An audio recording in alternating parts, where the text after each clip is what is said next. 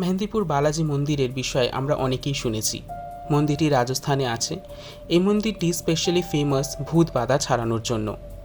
অনেকেই আমরা মন্দিরে গেলে ভগবানের প্রসাদ নিয়ে আসি, বাট এই মন্দিরে যে প্রসাদ চড়ানো হয় সেগুলো অতৃপ্ত আত্মাদের ভোগ দেওয়ার উদ্দেশ্যে মন্দিরে রেখে আসা হয়।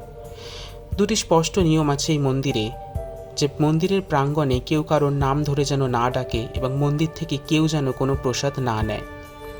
একটি ছেলে একদিন মন্দিরে দর্শন করতে গিয়ে প্রসাদ নিয়ে আসে এবং তার ইচ্ছে ছিল সে তার ফ্যামিলি মেম্বার্সদের সাথে প্রসাদটা ভাগ করে খাবে।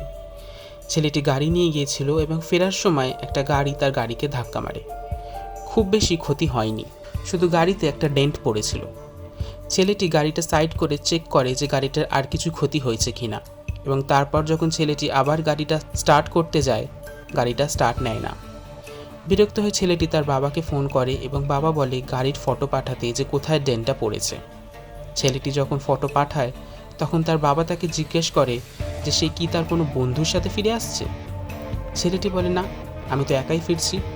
তার বাবা বলে তাহলে ড্রাইভারের পাশের সিটে কে বসে আছে। ছেলেটি যখন ফটোটা ভালো করে চেক করে দেখে পাশের সিটে সত্যি একজন বসে আছে, যার মুখ, চোখ আর হোল বডি শুধু ফটোতেই দেখা যাচ্ছে, বাট আসল গাড়িতে কেউ নেই। ছেলেটি সেখান থেকে গাড়িটা ছেড়ে পালিয়ে যায়।